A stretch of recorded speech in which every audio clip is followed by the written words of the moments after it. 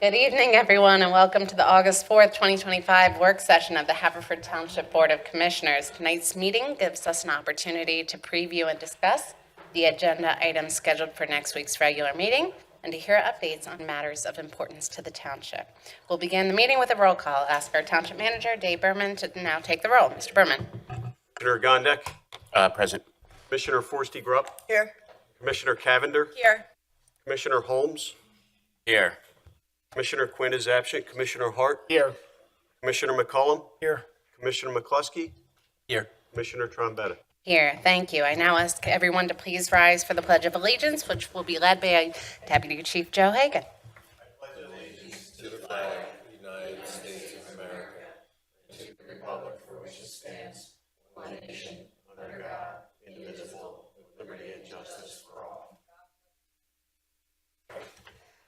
Thank you. We'll begin tonight's meeting with two presentations. First, we're pleased to welcome Kathy Spar from the Delaware County Planning Commission, who will be sharing information about the Vision Zero Delco initiative. Ms. Spar, thank you for being with us this evening. The floor is yours.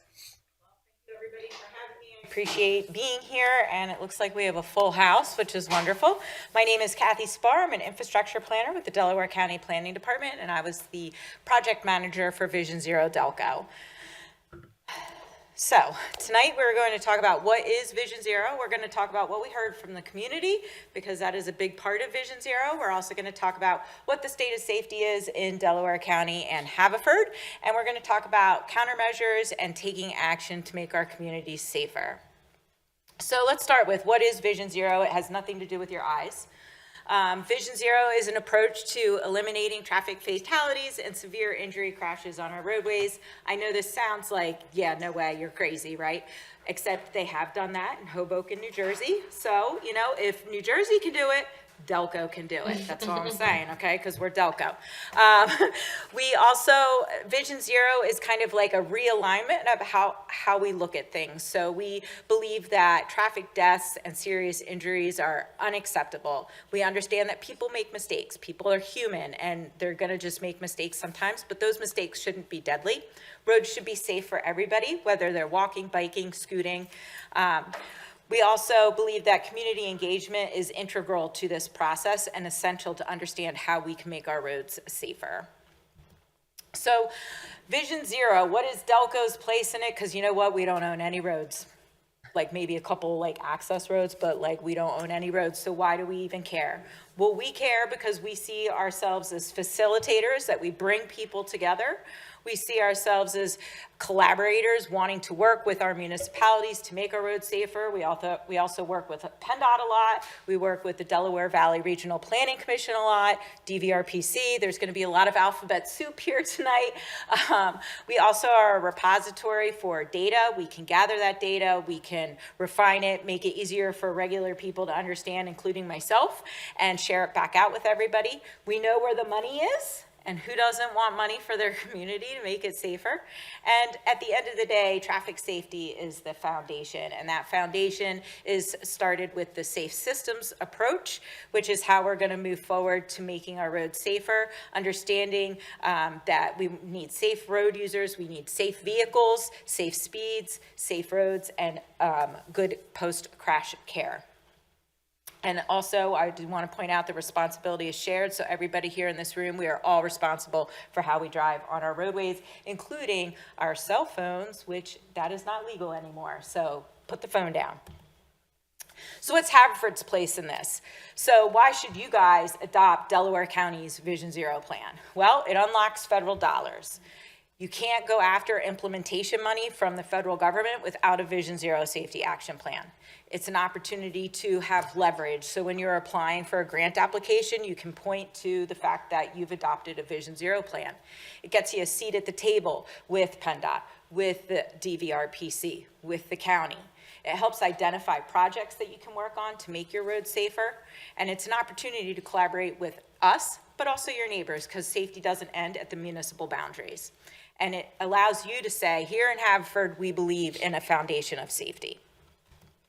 So what did we hear from the community?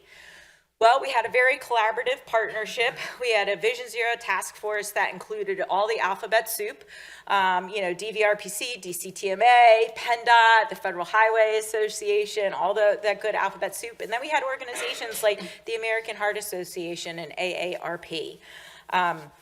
We also started something new. We did a new program called our Safety Ambassador Program, and we are looking to be innovative in doing that. The Safety Ambassador Program was rooted in community, working with 16 different residents throughout Delaware County. We divided the county up into what are known as the planning districts for the county. This is how people get appointed to the Planning Commission in Delaware County. And we had representatives from each of those planning districts working to do community engagement. And we wanted to work with those residents because they know their communities best. Like I live in Bethel. I know what works well in Garnet Valley. I know, I can go to Booth's Corner and probably talk to some people, but I don't know what works best in Haverford. Maybe back when I was like 18 I did, right? But I don't know that anymore. So, we wanted to get tied in with the community by working with actual residents. And we wanted to make sure we were doing it that way to uplift perspectives and experiences of people who are frequently left out of the planning process. And it was also an opportunity to try something that was new and innovative and develop new partnerships. So what did our safety ambassadors do? Well, they were everywhere, and they kept me very, very busy. They went to libraries, they went to Y's, they went to blood drives, because where better to get somebody to fill out a survey than why they're trapped, right? They went to farmers markets and senior centers. They went to our legislators. They went to council meetings. They went to businesses like nursing homes, and they went to community events, like over 90 plus community events and visits they completed. They did social media. They did some walk audits. They also helped us with some focus groups.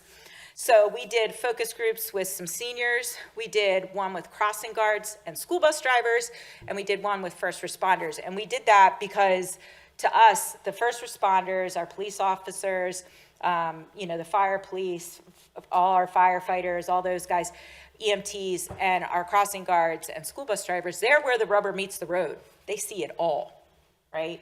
I mean, I heard some stories from the school bus drivers. I was like, and the crossing guards, I heard stories and I was like, wow. So we learned a lot from them. And then we were actually invited to do a focus group in Upper Providence and Chester Heights as well.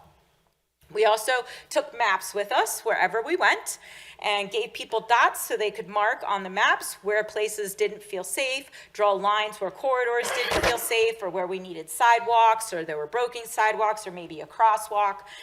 We had almost 700 map comments that our amazing GIS department took the time to digitize all of that data for us. You can actually dig into that data in the website that I built for this. So what did we hear? Nothing is a surprise. I wasn't surprised, and you're not going to be surprised, but I'm going to tell you anyway. Speeding's a problem. Oh, I know, shocking. But the residents, Delaware County, they want people to slow down. And they want some traffic calming. We also heard that the people feel the most unsafe when they're walking or biking or rolling because, cars go fast and they're scary. And so people want protected bike lanes. They want separated paths. They want complete sidewalks that are not broken or suddenly end. They would like more trails, which Haverford, you guys are kicking butt, taking names on the trails here. So good for you. They want better street lighting. And then finally, people aren't following the rules of the road. I know the police are their minds are blown with that right now.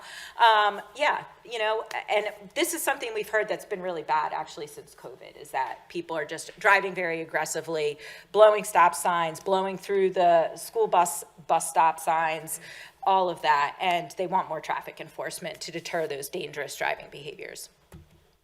So what is the state of safety with all of that data that we collected? Well, in Delaware County, from 2018 to 2022, 130 people died in traffic crashes in Delaware County. 28 of those people were struck and killed while walking, and 2 people were struck and killed while biking. Speed kills, in case you didn't know that. If you are a pedestrian and you were struck by a car going 20 miles an hour, you have a 90% chance of survival. If that same car hits you going 40 miles an hour, you only have a 20% chance of survival, and that's just physics. So slowing down is what we need to do to change that. And at the end of the day, the human body is vulnerable. We are not Iron Men. So, we need to be careful of our pedestrians, our bicyclists, our rollers, our scooters, all of that. 56% of the fatal or serious injury pedestrian crashes happened while walking in or crossing the road. Not really sure what's going on. In Delco, we prefer to walk in the road rather than using the sidewalks. Our consultant was a little befuddled by this. I didn't have an answer for her. And then the whole planning department found themselves just a couple days later walking in the road instead of on the sidewalk during a walk at work day. So I don't know I got nothing there. 51% of fatal or serious injury crashes occurred at intersections, and 85% of all fatal crashes occurred on PennDOT roads, which is why it's so important for Haverford and for Delaware County to have this Vision Zero, right? So we can go to PennDOT and say, we believe in safety, we have a Vision Zero plan, because they have to be at the table to make our roads safer. So we developed high injury networks. High injury network is where the most dangerous crashes occurred.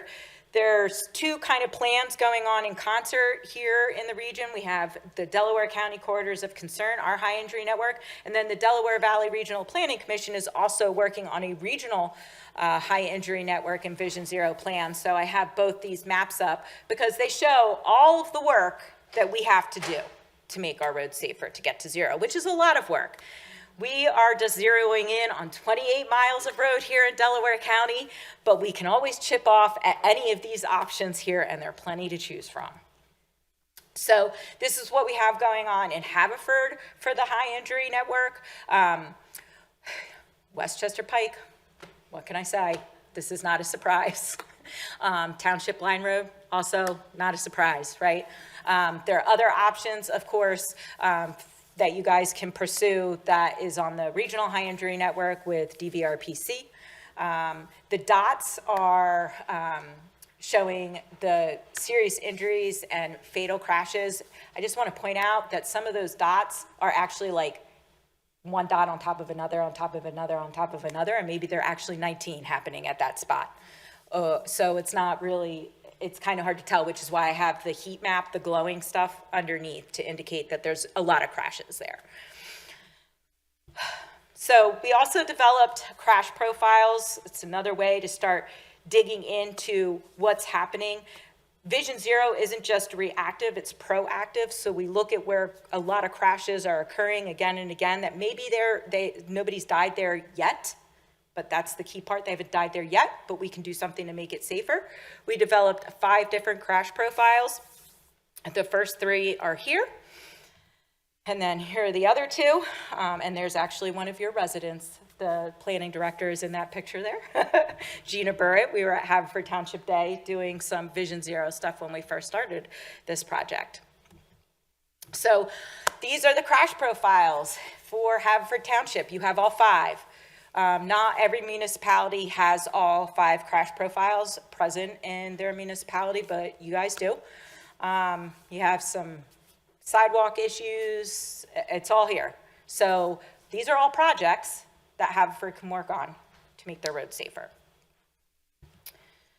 And this is the report that we put together for you guys that talk about how many miles of corridors of concern that you have, how many crashes per 1,000 people. There were 619 crashes from 2018 to 2022 in Haverford Township. You had the 5th most crashes among Delaware County's municipalities. Of course, you guys also have, I think, the 2nd highest number of people in Delaware County after Upper Darby.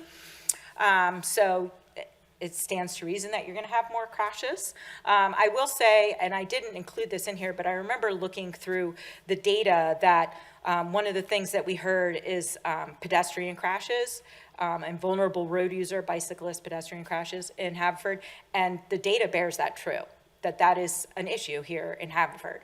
And then Springfield also, aside from Chester City and Upper Darby. I mean, they hit the top 2 spots, but the data is there. So what can we do to fix all of this? Well, we developed a countermeasure toolkit that matches solutions to the crash profile. And these are just an example. There are more that Haverford can do. This is just an example of 6 different options for some of the crash profiles that you have in Haverford. We have a total of 12 tools, quick build tools, but we actually have a library in the appendix of the Vision Zero report that has 56 crash solutions. Some of them are more expensive than others. The quick build tend to be easy to implement and lower cost. So there's lots of options out there for you guys, and we're happy to work with you on that. This is just an example of what do countermeasures look like in action. This is in Chester City at the intersection of Highland and Swartz Avenue. We actually had thought that that section of Highland was a state road. It turns out it's a local road. And so Chester City actually applied for an SS4A grant this year to do a quick build implementation at that intersection, and then 2 more along Highland Avenue based upon what we had in the plan for them. So we were really excited to see our plan getting put into action right away.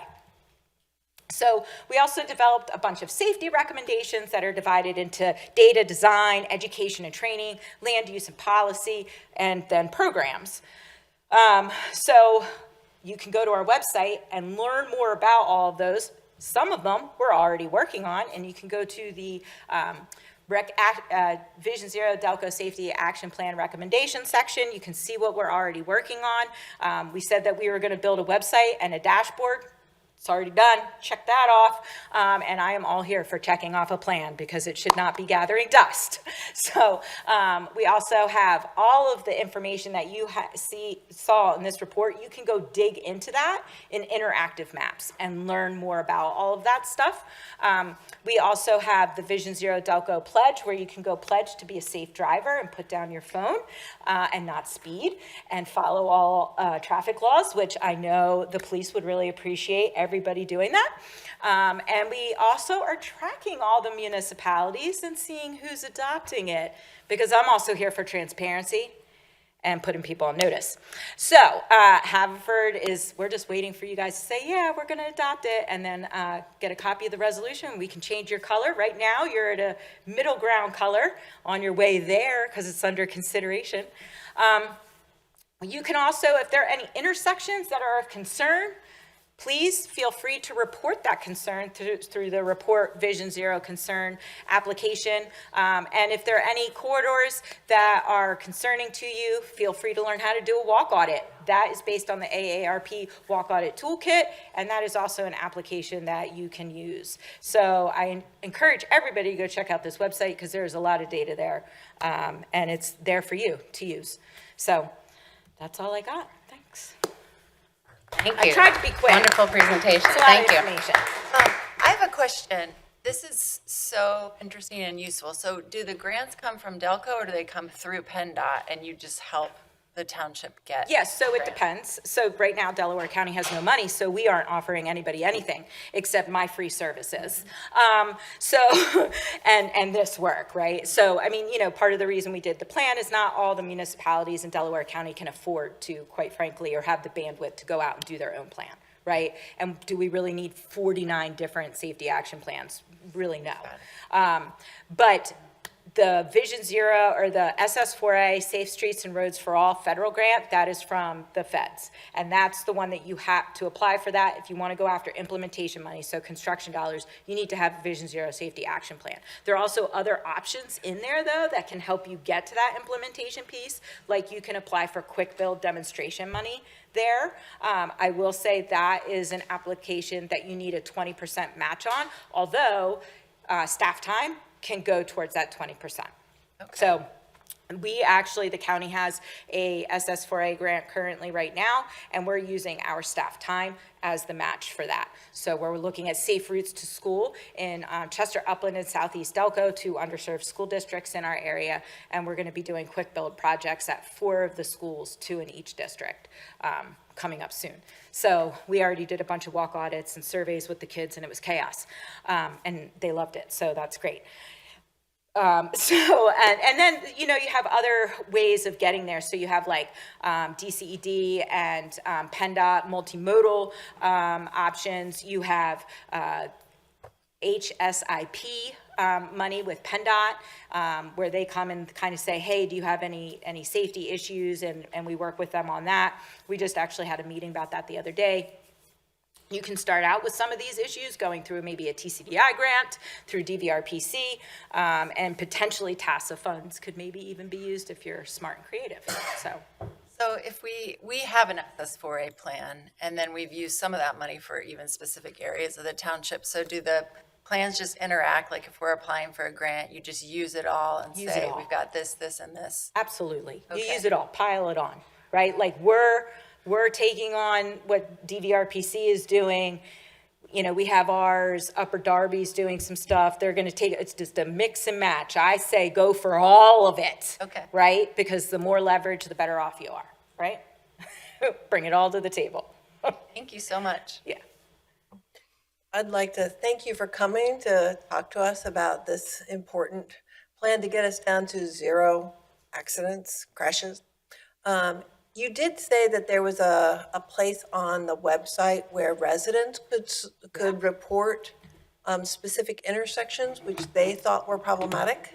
Yeah, so if you go to the website, under Working Together, there is, at the bottom here, it's called Report a Vision Zero Concern. Now, I will say right now, Lansdowne is taking the cake with reporting stuff. And quite frankly, I sent, so, and then anything that's put in there shows up on the Vision Zero Concern dashboard. And I sent that dashboard to the borough manager because a lot of it was enforcement stuff, people blowing stop signs, people not yielding to pedestrians, and that's enforcement. There's not much I can do to. So if a resident reports an intersection, where does that information go and sort of what is done with that Yeah, information? so that's what I'm saying. So if they report it in here, it shows back up here at this Vision Zero Concern dashboard, Right. which is available to the public. And so like Dave can check it out and say what's going on in Haverford, and it'll tell you what kind of concern it is. So because they have options to choose from, like is it flooding? I have flooding on there as a selection. I have blowing stop signs, and he can use that information then to say to the chief, hey, you know, there's a problem going on here of people blowing stop signs. Or he might be able to say to the engineer, hey, people keep complaining of flooding over here. So you know. this would be a dashboard that a township person would have to actively consult in order to get the data. It's not automatically sent to the relevant township that someone has No, reported an however- intersection as a concern. Yeah, however, we're waiting for an update to our GIS system, which should then be able to automatically notify me when somebody submits a concern, and then I can forward it on Got it. to wherever it needs to go. I mean, most of But the it's stuff. not automated.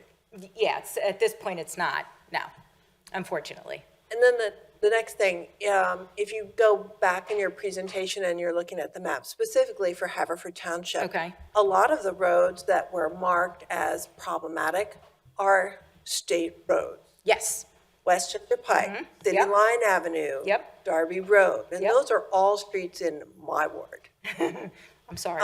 Yeah, so. Sorry. So what exactly, how can your group facilitate us working with PennDOT to get some results? Sure.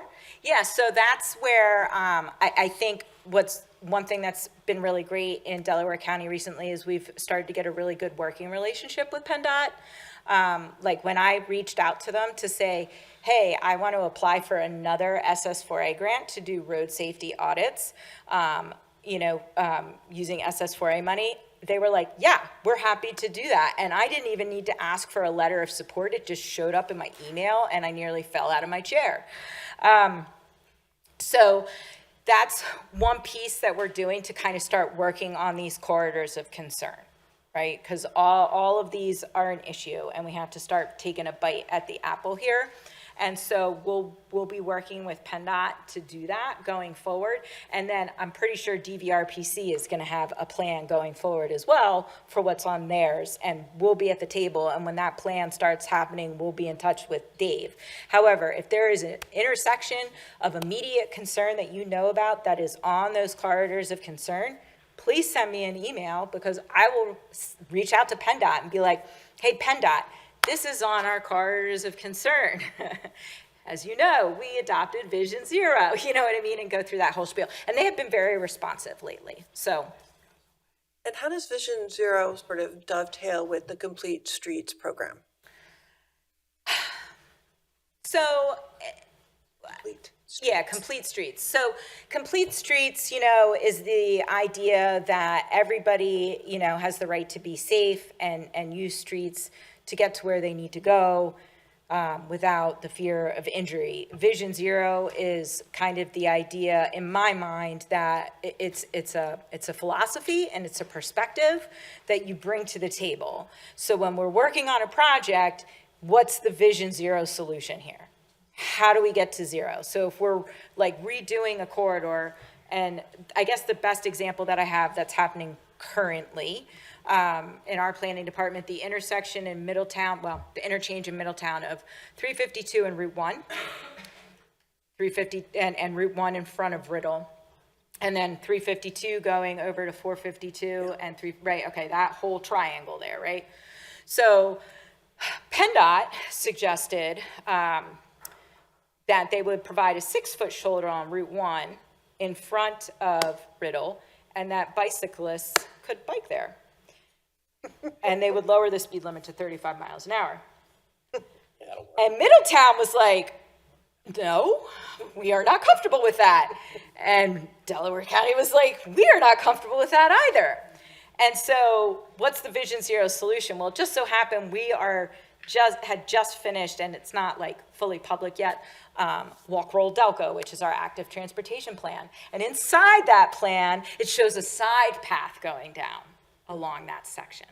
So we went back to them and we said, well, hey, we have this, and this marries up with Vision Zero really well. So why don't we not do the 6-foot shoulder, make it a 1-foot shoulder, and put in the side path, right? And so they're looking into that right now for us. So it's always going for like the highest level of safety. And if you have things to back that up, that really helps, you know what I mean? But that's to me what Vision Zero is. And always looking for the quick opportunities to make an intersection safer, like maybe putting some curb bump outs in to like get people to stop more at an intersection. You know, making sure crosswalks are high visibility crosswalks, the zebra ones, you know, instead of just the 2 lines, you know, and always going for that like higher level of safety. Thank you for your answer. Yeah.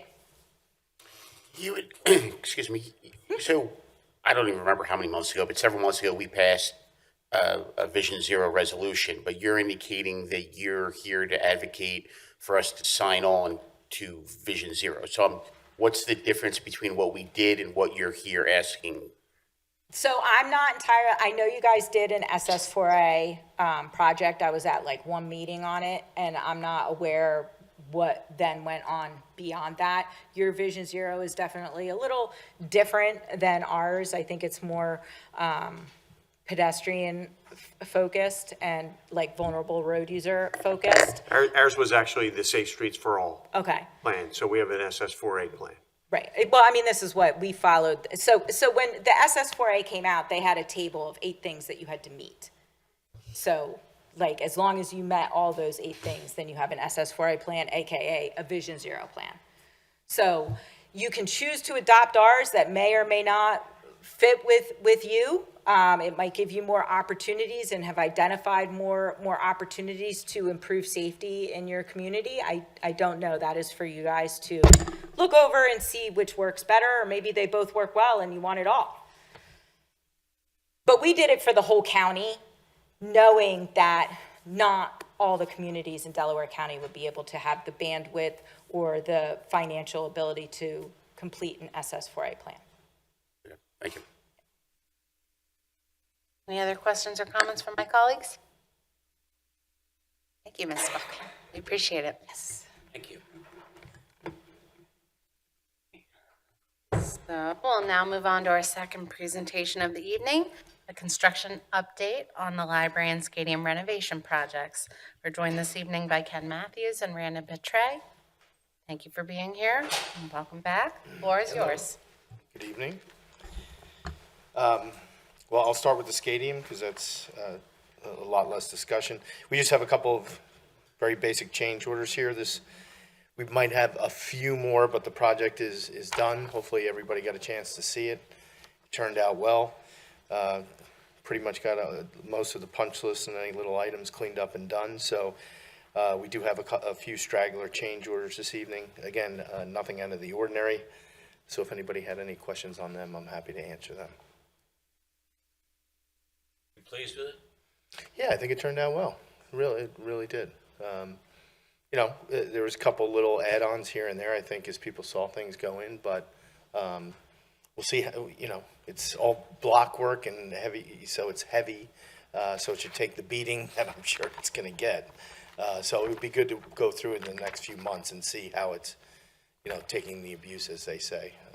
But you got to kick the tires and see how everything runs. We'll stay in touch with Rick and Amy, and if there's any issues, obviously we'll follow up. Well, I'll be there Wednesday morning, so know how it goes. All right. Hopefully there's hot water for you, Larry. You better. There wasn't. Sorry, I couldn't. But no, everything. They would fill the Zamboni with hot water, and Yes. then all the hot There's water would be wiped yes, out that from the showers. fills with Yeah, hundreds of gallons Yeah. each time, 200 and each something. time, yeah. 250 or something. So yes, everything turned out well. Any further questions? Just on the stadium, right? That's right. The Correct. stadium. That's just on the stadium, yes. Just on the We have a stadium. long list for the library that I'm sure people will have questions on. Great, let's go on to the library. All right, so going on to the library, there are numerous change orders. So we spent the last 2 months going through with RICON, trying to get to the bottom. As they say, they were way behind on a lot of paperwork, things that were submitted, things we've rejected. This number Total original? submitted was over 350,000, of which only 175 total to date have been approved. So if you look at the numerous change order backup, that's included as part of, apologies. If you look at the numerous, backup of the change orders that's submitted with our recommendation letters, you'll see comments from us in terms of the initial submission of anything, our comments back to RICON, and then ultimately where we landed in terms of, final cost for any one change order. So to date, we've essentially worked it to about, of what they thought they were entitled to, 50% of that. So roughly 175,000 of the 350,000 initially submitted. That being said, we're down to, I believe, less than 10 change orders that are outstanding, of which the majority of we've rejected numerous times. But we're essentially waiting to hear back from RICON on those, as well as the numerous back charges that I'm sure you've read in terms of AJM and COFCO, the furniture installer, on our recommendation letters, pending, obviously to get them paid for the work that they did to get the project done.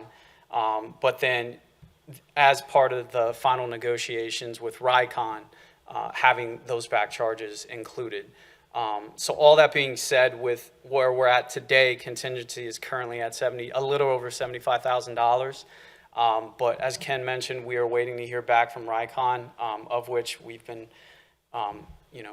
calling them daily, pinging them via email, hoping to hear back in terms of what they are willing to accept on the back charges this week. So that's kind of where everything stands in terms of finances with RICON. In regard to the mechanical, electrical, and plumbing prime contractors, everything in terms of the mechanical and plumbing are finalized financially with those two contractors. And with the electrician, the electrical contractor, we're down to, I believe it's a change order or two change orders. So very minimal for the rest of the prime contractors. So it really is RICON and sitting and coming to an agreement with them. And then as far as any punch list items, they're down to a handful of items. So it's not much. They really have taken care of most of it, so that's been good. I have a question.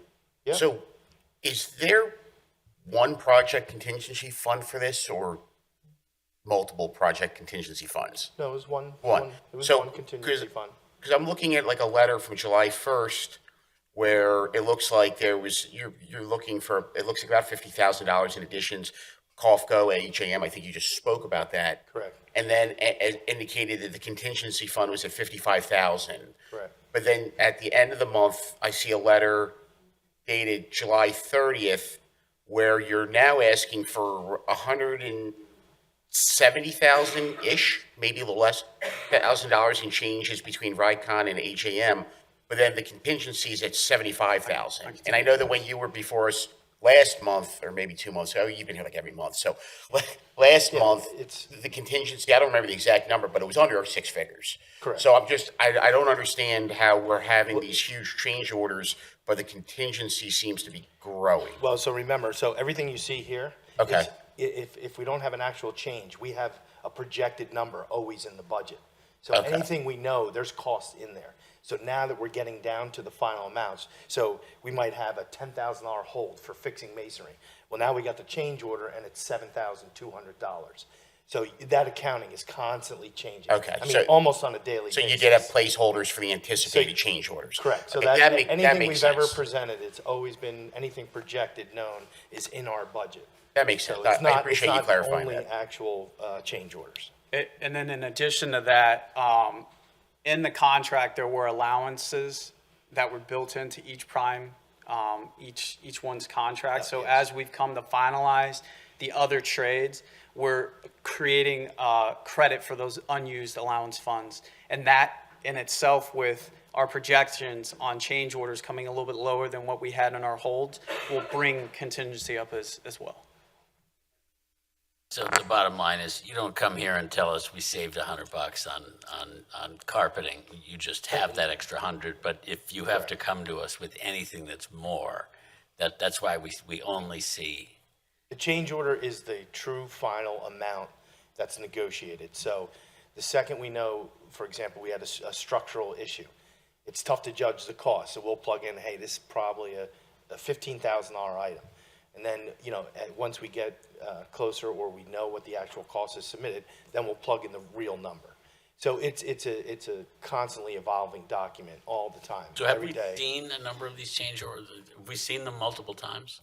No, you only approve the actual final negotiated amount. Or, for example, there's a lot of ticket work in here. So, we'll do things on time and material because it's hard to judge what the cost is. Or if we disagree with the cost, we'll say, guys, that's a ridiculous cost. Do it on a ticket, and then we get the actual ticket, and then that's the actual cost. So you're only getting that final number that changes their contract amount by that value. So you're not seeing our plug numbers that we put in on things. But in May or whenever, when you said we had $50,000 to $100,000 left in the contingency, that included, when you're looking at your budget, the plug numbers that you had used because you knew that stuff was going to be Correct. coming. Correct.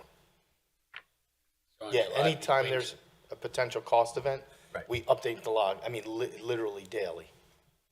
So between July 1 and July 30, our remaining contingency went up. Went up to approximately 20 grand, correct.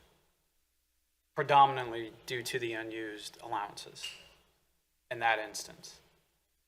But as mentioned, there was a good amount of, because we essentially saw the initial number from RICON and how, quite frankly, eye-popping it was. So we added additional funds at that point, which kind of brought it down. But as we've been meeting with them and negotiating with them and bringing costs down, that's like coming back in favor for the township right now. Yeah, you try and be conservative when you're putting in plug numbers, for obvious reasons. So your contingency balance that's left, is, okay, we got a little safety net here. You can't be too conservative either. So it is a balance. How would you characterize your confidence that $75,000 as of July 30th, 2025 is going to be enough for any additional costs outside of the allowances and the bargain prices? So there's no more real changes to the project at this point. There's one change, but we have money accounted for where some security things may change. But outside of that, the biggest X factor at this point is how, there's almost $200,000 of back charges, and they're not just gonna lay over and necessarily accept them. So that's why getting the change orders finalized is a huge part of it. And now the last step is, okay, we need to close out the project. So there is potentially some back and forth there, or they'll flat out reject it. We don't feel they really have much of a leg to stand on, but, so we're gonna have to go through that and then potentially, talk with John and Dave and Amy, and can we get to a final resolution with them to close it out? So it's, And yes, that's, it's does not. that happen in the next 60 days, you think, 30, 90? Yes, it needs to. The next 30 days, it needs to happen. Great. Yeah, we got to get them closed out, and they need to come to terms, so. Any further questions or comments? Thank you. Thank you. For Everyone sticking it out. Thanks, guys.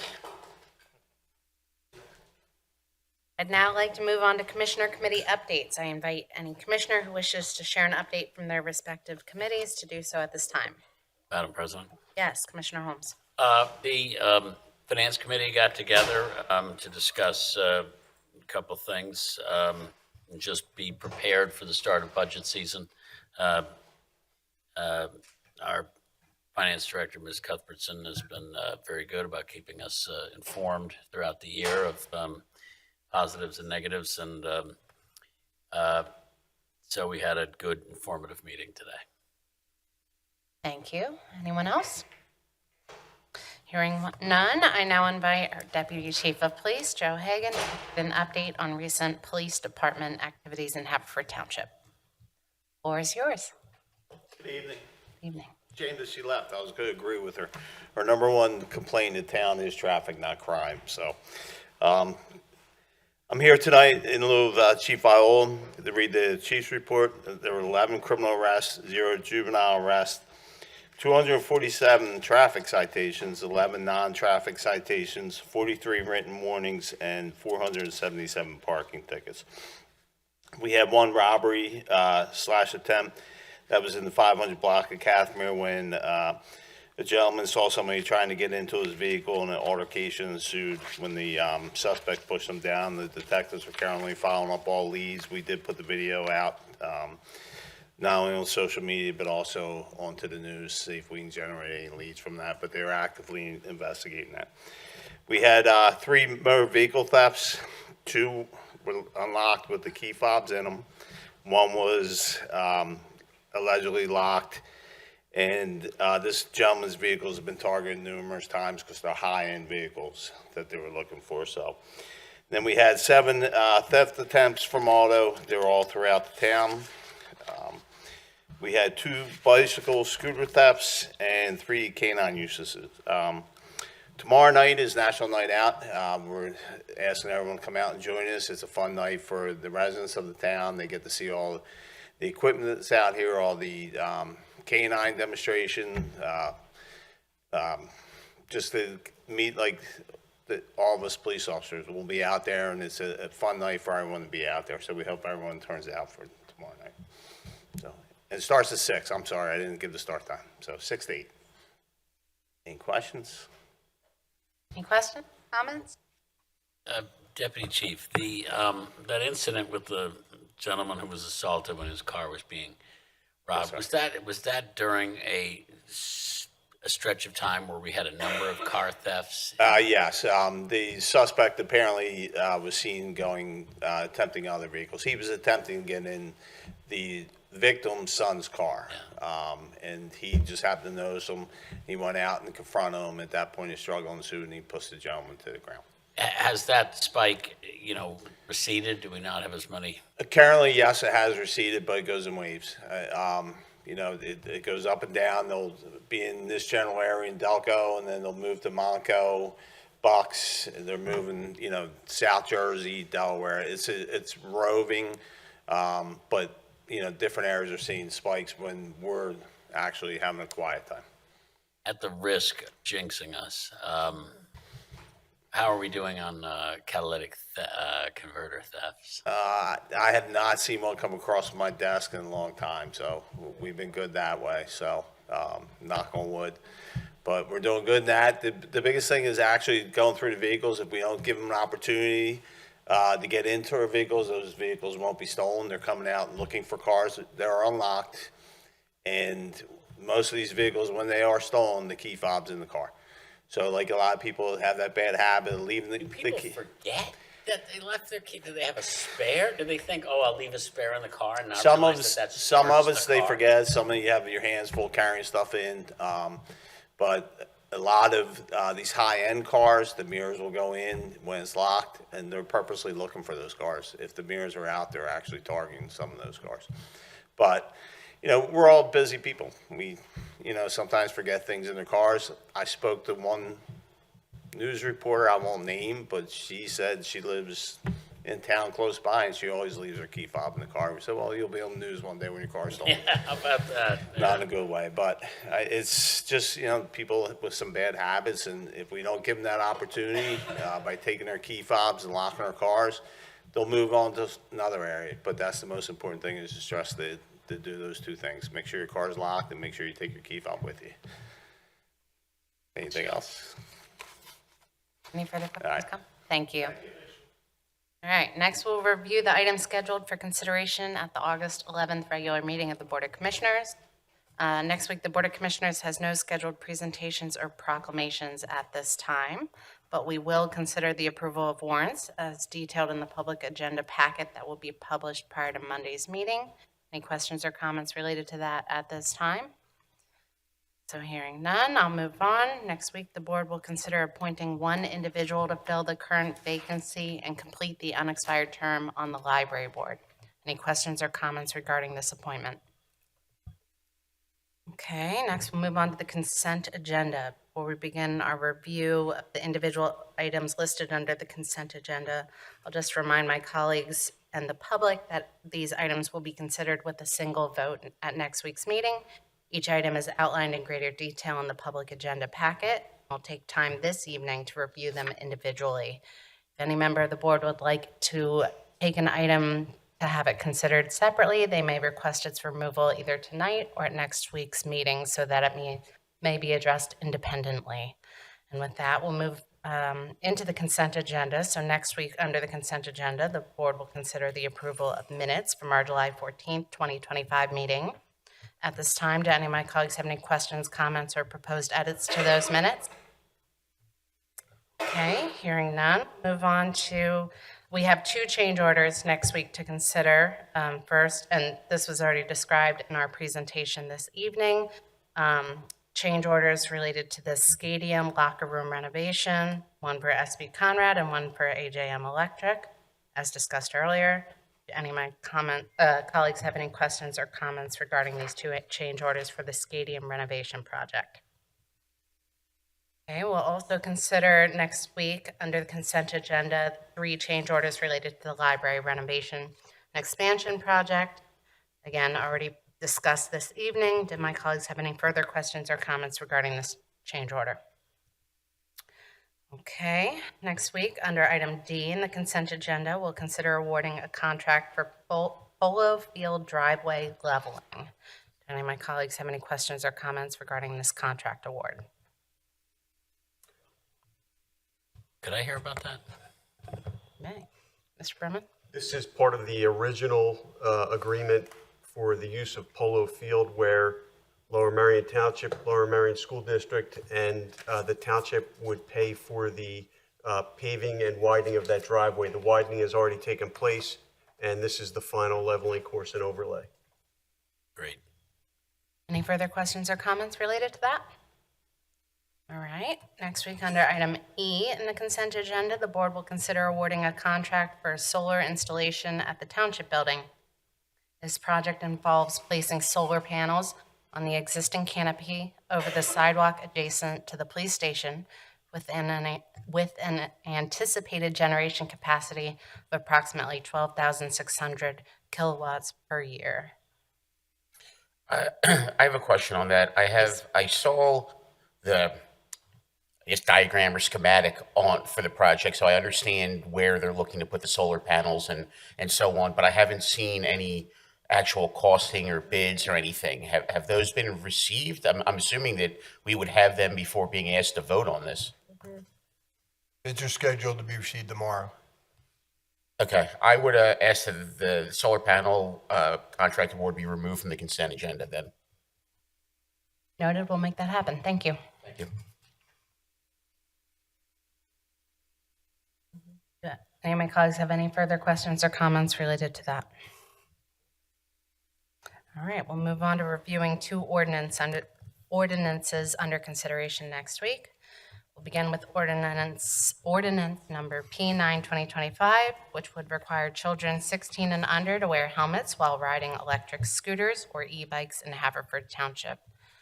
Just to start off, I'll offer a little background. So this is a direct response to growing community concerns about safety. While e-scooters and e-bikes offer mobility and convenience, they also present risks, especially for our young riders. Pennsylvania law currently lacks clear guidance, so this ordinance fills a critical local gap by focusing on one simple, common sense step, requiring helmets for kids. At the same time, I want to note that the township has been in communication with Senator Tim Carney's office and Senator Capoletti's office to support their efforts to advance more comprehensive regulation at the state level. I'd like to note that I'd like to suggest two changes to the language per my discussion with the police chief. First, I'd like to add language that the police department will issue warnings for violations of the helmet ordinance through December 31st, 2025, allowing for kind of a grace period or educational campaign to take place. I'd also like to add a portion to the language for penalties specific to helmet use as it relates to e-scooters and e-bikes, stating that beginning July 1st, 2026, a $25 fine will be imposed for violations. We can work on the language between now and next Monday, but with that said, are there any questions or comments from my colleagues related to this proposed ordinance at this time? Yes. Commissioner Holmes. Section 5512, age restrictions for e-bicycles and e-scooters. I admit it's hot in here and I'm tired, but I'm trying to understand. The first paragraph says no one under 16 is permitted to ride an e-bike or a scooter. And then anyone under 16 must wear a helmet while unlawfully riding an e-bicycle or an e-scooter. Which is it? So I think the one that's in your agenda packet is different from the updated version that I sent a little later this afternoon. But just to be very clear, we are focusing on helmet use as it relates to requiring helmet use for youth ages 16 and under. They will be permitted to ride e-scooters and e-bikes at this time. We're not restricting that via this ordinance. Yeah, and sorry, we'll be clear on that. We're not permitting it. We are not prohibiting it, and the state remains, kind of the principal arbitrator of who gets to ride on our streets and not, right? That is accurate. Thank you. The state actually does prohibit them. There's just the way they wrote the statute, there's no enforcement mechanism that we can find. So what we're trying to do is kind of, try to help the situation by at least not encouraging, mandating helmet use to at least increase the safety factor for those kids that are going to be riding these things. Just a comment. Fully support anybody under 16 wearing a helmet while riding a scooter or an e-bike. I don't believe our 16 and under demographic watching these meetings is probably likely high. So this is for any of the adults who have issues with the scooters or questions. The best thing we can all do as adults is to actually follow the laws that are on the books when you're driving a car. I mean, I just encourage you, drive down Eagle Road, drive down Darby Road, drive down Westchester Pike, go the speed limit, and watch the person behind you be right on you. All right. So this is not an issue of people from outside the township speeding on our roads. There's too many people speeding on our roads, and we as adults need to do what we can do to protect those people on scooters as well. And our kids are not creating dangers; they're in danger, basically, on our roads. Any further questions or comments regarding this ordinance? Oh, to follow up on what Kevin just said, it's also a good reminder that anybody over the age of 16 riding an e-bicycle or an e-scooter ought to be wearing a helmet. And certainly anybody who buys an e-scooter for their kid and maybe rides it around for their own fun should wear a helmet as a good example. I certainly didn't wear a helmet when I was a kid, but I went to a couple of funerals as a kid of kids who didn't, and I don't go anywhere, including around the corner on my bike, without wearing a helmet. And so while we are mandating it under the age of 16, it is a reminder to all of us that we teach by example. I think a lot of these kids riding these scooters and e-bikes have them because their parents or their relatives also have them, and encourage everybody to wear them, whether they're mandated by the law or not. Thank you. Any further questions or comments? I think this is a good first step, but I think we're leaving off, I've seen scooters on sidewalks. These are vehicles that are going 15, 20 miles an hour on places for people to walk, and it's a danger. And I think I would like to see language where we're prohibiting them on sidewalks. Thank you. Aren't bicycles already illegal on sidewalks? I No. think our ordinance says they are illegal in town centers. Yes, it's specific with, you'll see in our ordinance has like skateboards on sidewalks and stuff like that, so it is specific to areas. Oh, okay. I agree with you, Jerry. Just to clarify, in our current ordinance, I believe it says in business districts or in public gathering places, which I found to be lack clarity.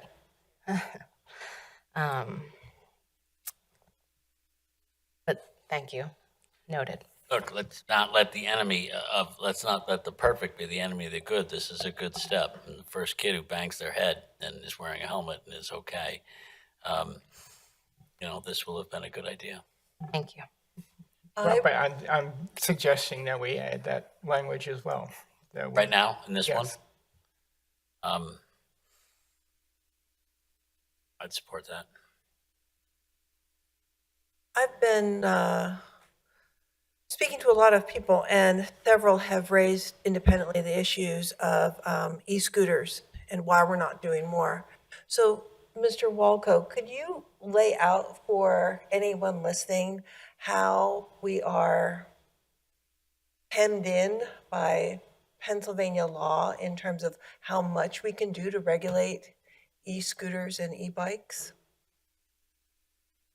I think as we discussed, I think at a prior meeting, e-scooters and probably most e-bikes that don't have proper license and turn signals aren't actually legally permitted on the roads of the Commonwealth. And technically, under state law, they should only be used on private property. But the issue that Haverford has, and every other municipality has, really is enforcement purposes, particularly when you're dealing with juveniles who don't have licenses. Obviously, their parents aren't there, and the police are not legally able to confiscate and keep their personal property. So I think it's more of an enforcement issue when there is a juvenile seen, and there's also the just negative impression of pulling over a kid on a scooter on a public road or chasing a kid on a scooter on a public road to try to get them to stop. So I think it's more practical issues and enforcement issues instead of legal issues. The legal issues would apply to having the parents responsible when they may not know and they may not be in a position where they should have known that their kids were violating the law. What are you going to do? Pull the money out of the kid's piggy bank?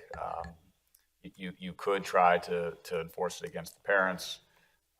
They may just end up paying, but it would be somewhat hard to defend unless you could establish that the parents permitted the kids to go out on that e-bike.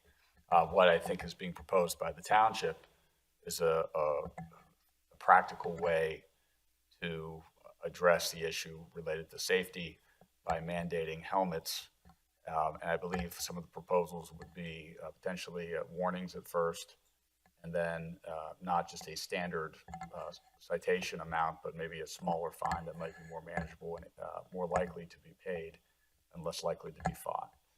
And it would be a way of actually implementing the program on the first steps, seeing if it's effective, and if it's not effective, taking future steps at that point. Thank you for answering that question.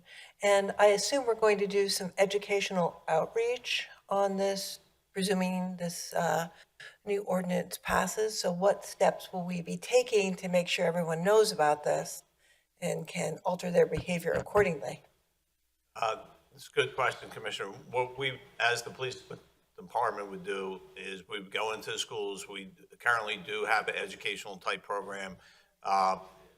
Detective Renato, who's our community policing detective, he does have a program where he addresses these type of safety issues. We would also do social media outreach. We plan on doing other type of outreaches to the school and the community, like, you know, especially during Haverford Township Days coming up. It's going to be a prime example where we get a lot of people here during the course of that day, and we'll do as much education as possible. You know, the important thing has to do with the safety of the kids. We're seeing, you know, the issue with, and I think you as a board's doing a great thing here, making those first steps. The law, Pennsylvania, we're kind of hamstrung by the whole law that's on the books right now. If we start pulling over a 12-year-old kid for these violations, we have to issue citations under the vehicle code. And under the vehicle code, when they turn 16, their license would be suspended. So that's, you know, that would be the consequences of going jumping right to doing strictly enforcement on these kids. I think the education between the kids and the parents is the best thing we could do as a town. Thank you very much. Commissioner Hart, I understand your concerns.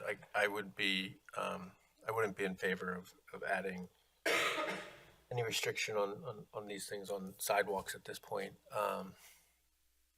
to this particular ordinance because of the enforcement issues we've discussed. But also, you know, as legislation works through the state, I think, you know, we need to wait to see what they say. I also am a little uncomfortable just putting it all on the kids who are riding these scooters. I just,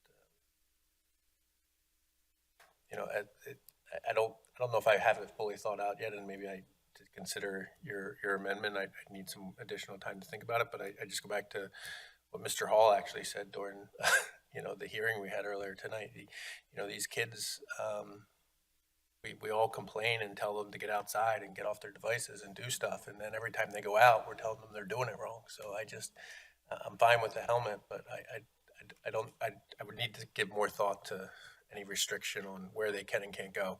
And again, I really think a large part of this is our cars need to slow down on the road.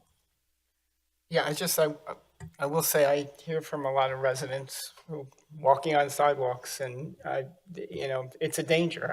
You know, and I want to protect the kids with the helmets, but also want to protect people who are walking. And it's an educational piece too. That's not their space.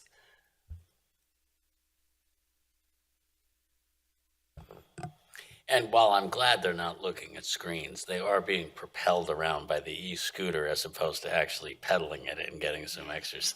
So They're outside doing something. they are outside doing something, fortunately. What I'm waiting for is for people to start looking at their phones while riding their e-scooters. Oh, that's happening And now. I know they already Yeah. do that, yeah.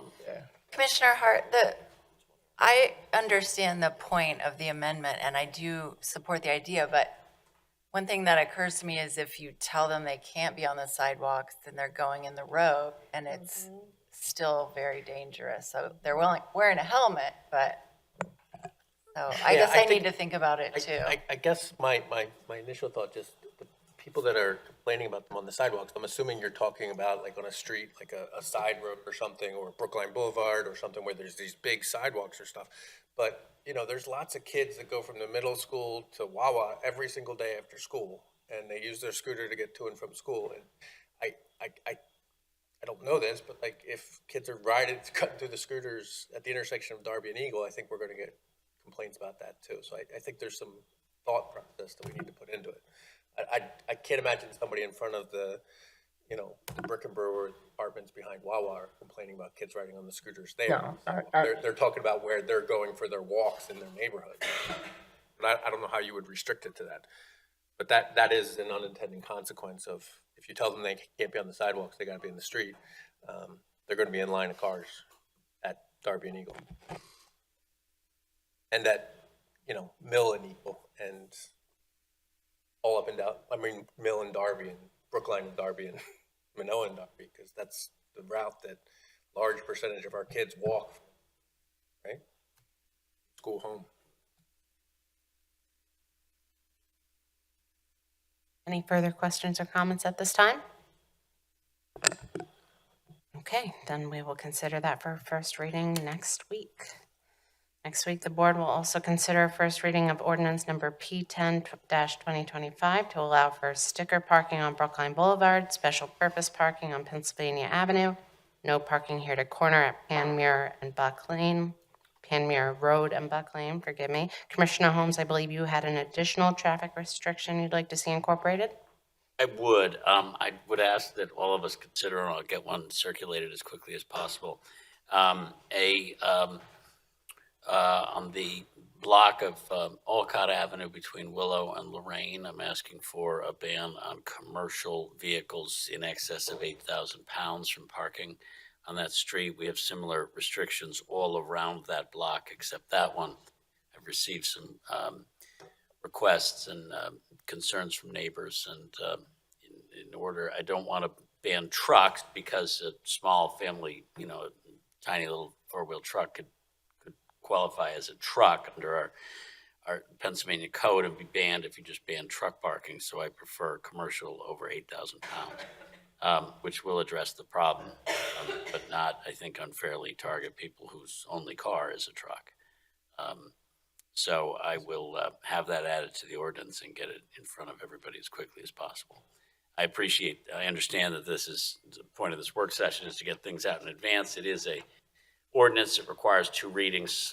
It is something I'd like to do quickly, so that's why I am asking for an exception here. But I think to the extent that any neighbors or other people have concerns, there's enough time to raise them. Thank you.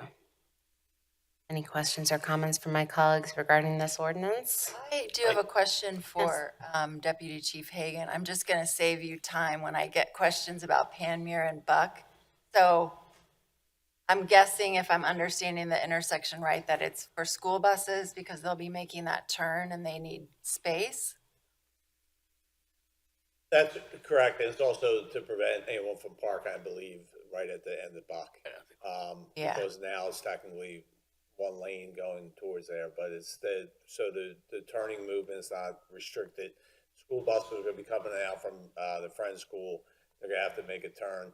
A lot of the kids that, go to school, at Haverford School, they usually park very up to the very end. So Yeah. just trying to make sure there's no turning movements, any problems with the turning movement. That's great. Thank you.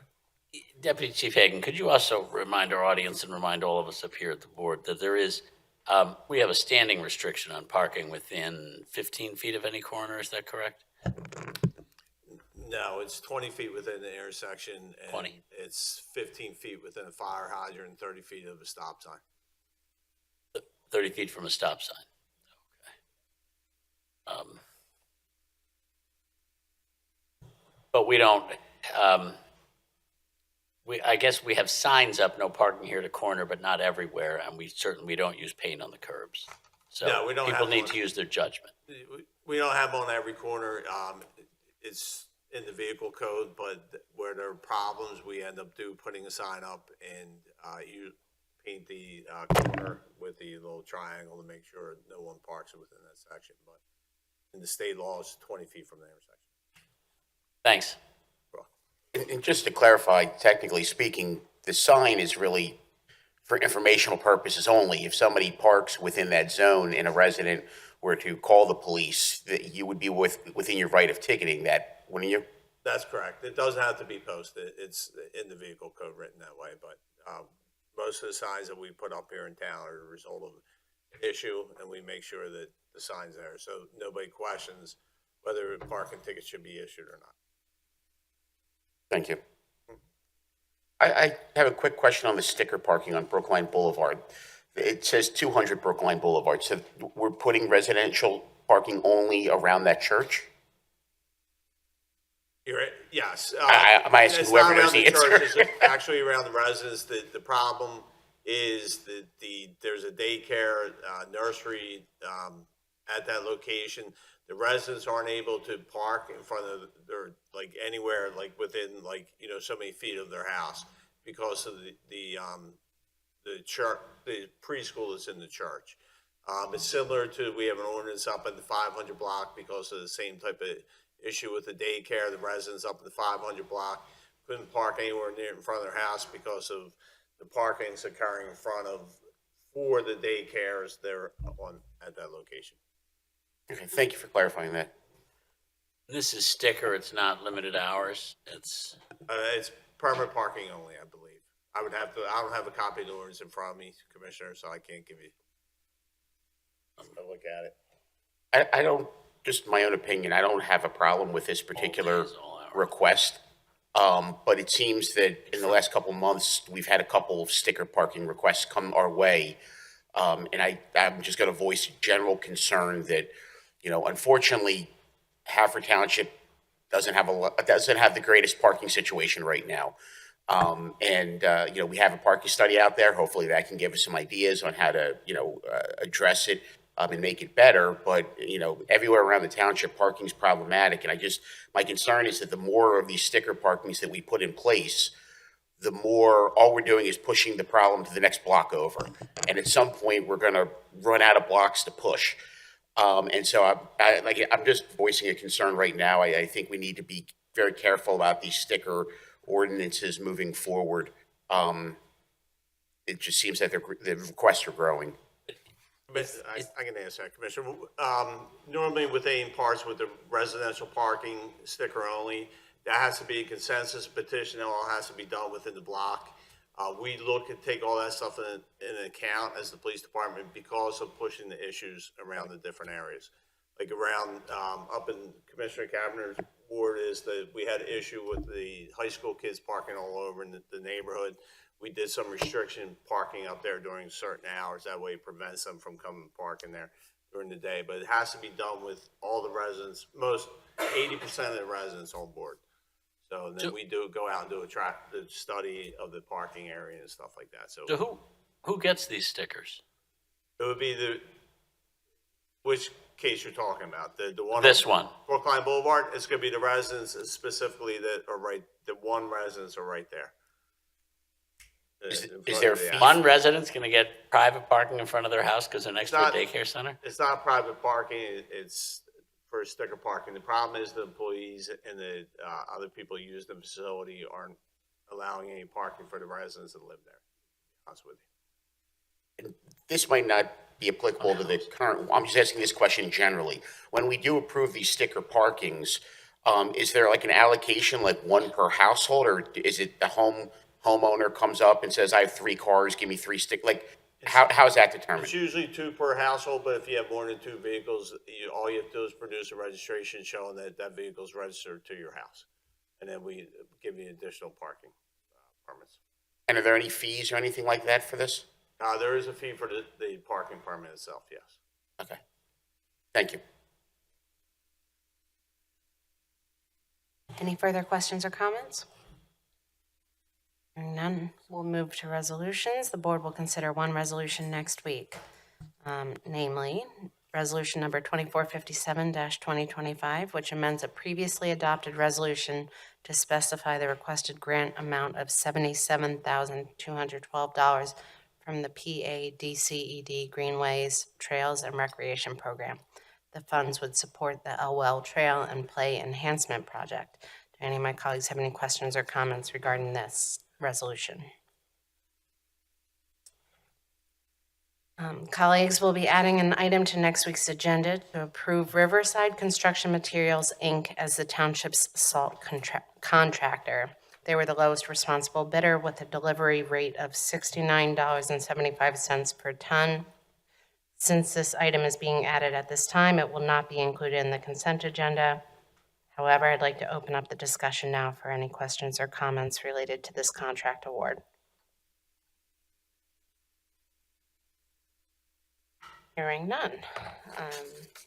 That concludes our preview of the August 11th agenda. Any final questions, comments, or concerns? Hearing none, I'll quickly remind our viewers that National Night Out is tomorrow, August 5th at 6 p.m. at the Township Building parking lot. Looking forward to seeing you then. I'll now entertain a motion to adjourn. So moved. Meeting's adjourned. Thank you.